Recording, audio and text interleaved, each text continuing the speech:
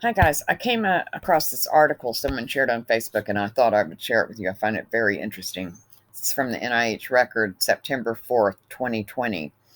Anderson explains the role of nanoparticles in vaccines.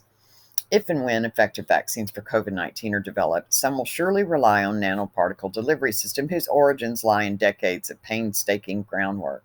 Offering a tour of that effort on July 15th was Dr. Dan Anderson of MIT, who gave the ninth lecture in NIH's COVID 19 Scientific Interest Group lecture series.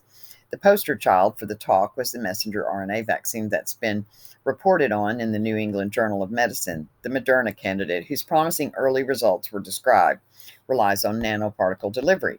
One of the heroes of the story is the nanoparticle, said Anderson, professor of chemical engineering of health sciences and technology at the MIT Koch Institute for Integrative Cancer Research. Encapsulating RNA in a package that can travel through the bloodstream and reach target cells is quite a challenge, he explained. Endocytosis is how it gets into the cell. Then it has to escape the endosome and release its payload. Decades of work have gone into this. It isn't easy. Years of experiments on animal models have shown that injected nanoparticles usually end up in the organs that filter blood: liver, spleen, bone marrow, and kidney. But as Anderson pointed out, RNA or DNA is simply not a great drug. It does not cross cellular membranes. We need expression of these constructs to get function. An important precursor to nanoparticle vaccinology is basic research on small interfering RNA, a breakthrough that won the 2006 Nobel Prize. Small interfering RNAs can seek and destroy complementary strands of RNA. In essence, we can turn off any gene that we want, Anderson said. He described three key steps to nucleic acids in turning nucleic acid into drugs: sequence selection, chemical modification, and encapsulation. The first question with nanoparticle is, what do you build it out of? Early biomaterials, such as the artificial heart, were made of material found in ladies' girdles, polyether urethane. The tubing used for dialysis originated in sausage casing, cellulose acetate. The first vascular grafts came from the world of clothing, the synthetic fabric dacron. Since nothing off the shelf suggests a nanoparticle, scientists have engaged in what Anderson called the rational design of biomaterials. Biodegradable sutures developed in 1970s are an example of this approach. How do we build the perfect material if we don't know the design criteria? Well, I can't help but be reminded, reading this, of one of their biomaterials that they used uh, uh, for the mesh implant that was implanted in me. I had a partial hysterectomy in 2004, and they put this mesh implant in me, and I have had to have three revisional surgeries because it continues to erode through my vaginal wall. Uh, and this is a petroleum based mesh product, which is basically, let's see, what is propylene, polypropylene mesh, and it's used to treat incontinence. And of course, I was a idiot back then, and I trusted my doctors, and I never questioned. And so when he told me that I should have this implanted into me because of urinary incontinence, I, of course, didn't question him. And it was only a matter of months before the mesh began to erode through my vaginal wall.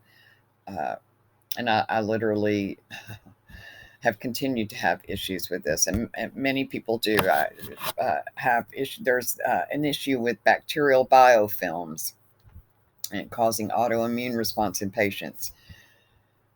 Things like chronic fatigue, arthritis, muscle pain, sinusitis, asthma, skin conditions.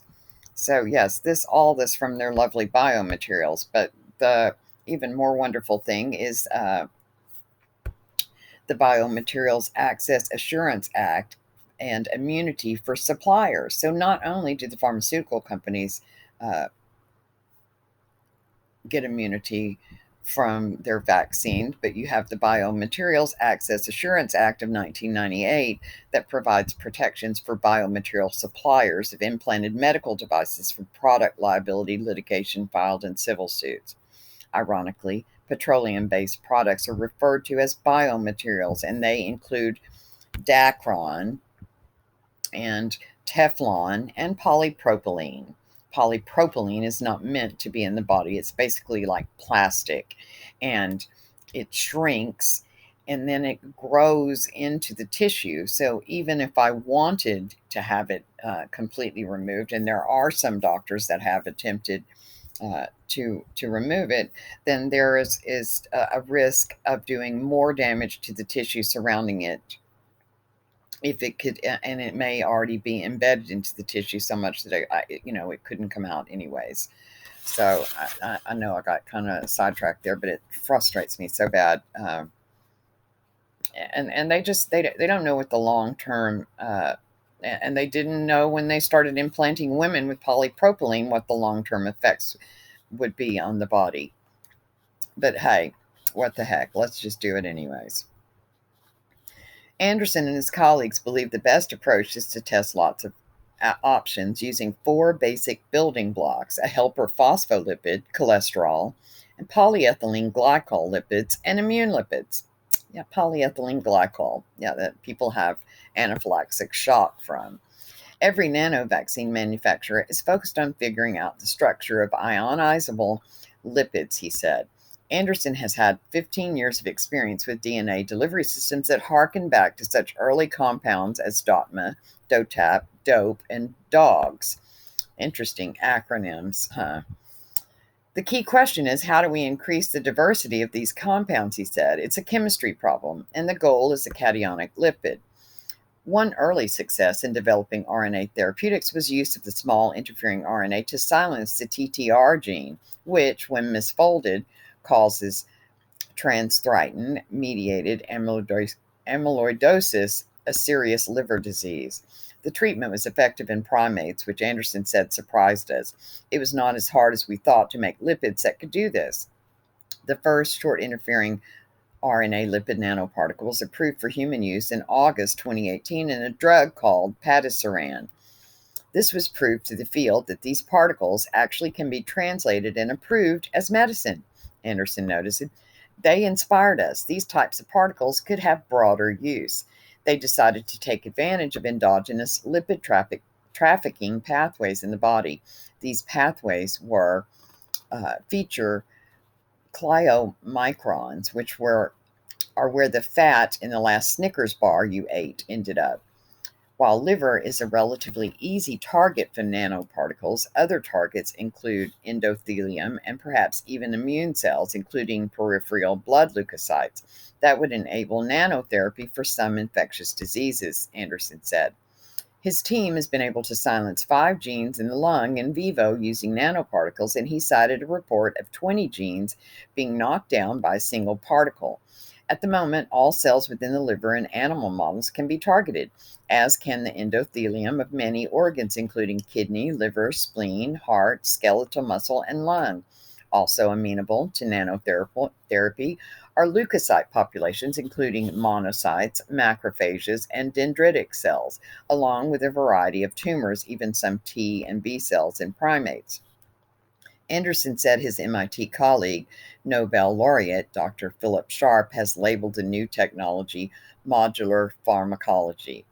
The Moderna vaccine, described in the recent New England Journal of Medicine article, uses the messenger RNA to activate, not silence a gene, as with short interfering RNA. It's even more challenging than short interfering RNA, said Anderson. It's much bigger. It's not enough, he warned, to create a messenger RNA that encodes an antigen to SARS-CoV-2. You also need to activate the immune system and have the antigen present for the correct amount of time in order to get the appropriate response. In a mouse study, messenger RNA led to large amounts of circulating protein produced in the liver, as modeled with the kidney hormone EPO. DARPA scientists have been investigating messenger RNA therapies that can produce antibodies against infectious agents used on the battlefield. Messenger RNA delivery is not limited to the liver. Nanoformulations can be generated to express messenger RNA in different tissues. Nanoparticle mist could be inhaled, as with a nebulizer. We can get very high expression in lung epithelials in animals, he reported. One company is exploring this approach for patients with cystic fibrosis. Anderson concluded with a discussion of genome editing using the CRISPR-Cas9 system, which permanently modifies DNA for some beneficial purpose. Can we permanently turn genes off in vivo? He asked. Using chemically modified guide RNA to direct such editing, Anderson thinks better versions of the system can be developed, leveraging knowledge gained in studies of antisense molecules. Scientists are currently trying to craft a nanoparticle that can permanently lower cholesterol. One candidate resulted in a 35% reduction in mice. I invite the creative scientists at NIH to propose gene targets to either partially or fully knock them out in infectious diseases. Already, a single particle Ebola vaccine has been made whose payload targets 3 strains of Ebola. Anderson noted it offered complete protection in mice from a lethal dose of the virus.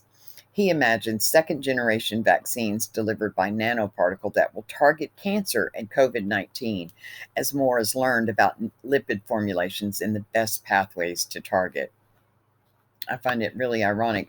Recently, there's been a meme circulating on Facebook of I Am Legend and how it talks about remember that the zombies were created from the vaccine, and of course, fact checkers have been flagging it and saying it's false information, that it was not a vaccine, that it was a cancer treatment.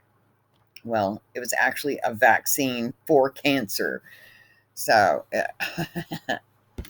uh, they're really getting crazy with their fact checking.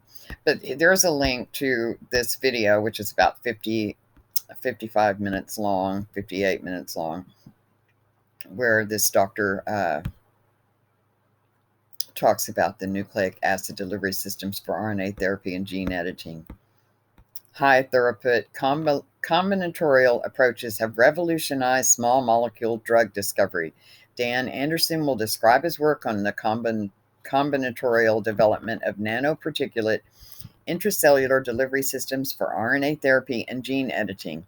Libraries of degradable polymers and lipid-like materials have been synthesized, formulated, and screened for their ability to deliver macromolecular payloads inside these cells. These nano formulations facilitate in vivo delivery, enabling gene suppression with small interfering RNA, gene expression with messenger RNA, or permanent genetic editing using CRISPR-Cas9 system. Formulations have been developed with in vivo efficacy and show potential therapeutic applications for a range of different diseases. This lecture will focus on the application of these formulations towards controlling the immune system and in particular as vaccines for infectious diseases. So I would love to hear what you guys think about this article. Leave me a comment down below. I will put the links down there for you. Thanks for listening.